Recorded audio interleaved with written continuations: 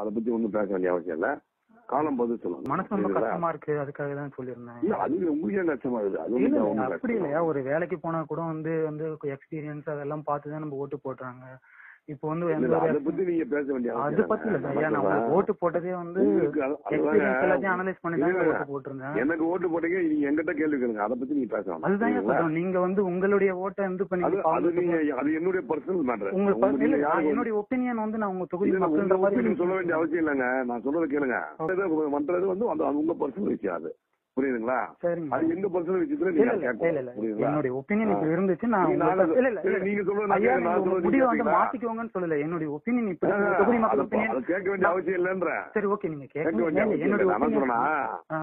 என்னுடைய ஒப்பீனியன் கேப்பீங்களா?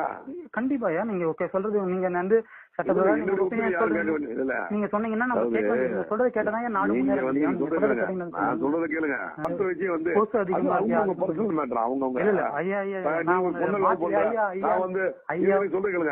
இது சொல்றது கேளு. நீ ஒரு பொண்ணை லவ் பண்ற, நான் வந்து லவ் பண்ணா நீ கேப்பியா? நீ சொல்றது கேப்பியா? கண்டிப்பா சொல்ல முடியாது ஐயா. நான் சொன்னேன் ஒருவேளை என்னோட அப்பா நீங்க தான் வச்சுக்கோங்க ஐயா. நீங்க அப்பாவா சொல்லுங்க. நான் சொல்றது கேளுங்க. அதுதான் பிடிக்கல, அந்த பொண்ணை பிடிக்கல, அந்த பொண்ணு இப்படி சரியில்லை முடியெடுக்க போறேன். ஆனா நீங்க சொல்றத நான் கேட்காம கூட போலாம். உங்க கடமை இல்லையா? அந்த மாதிரி இல்ல தேவையில்லை, தேவையில்லை, அது தேவையில்லைன்றா. பர்சனல் விஷயத்தை பேசக்கூடாது.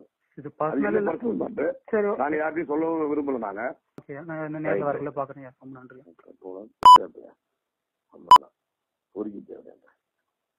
இதுக்கு வந்து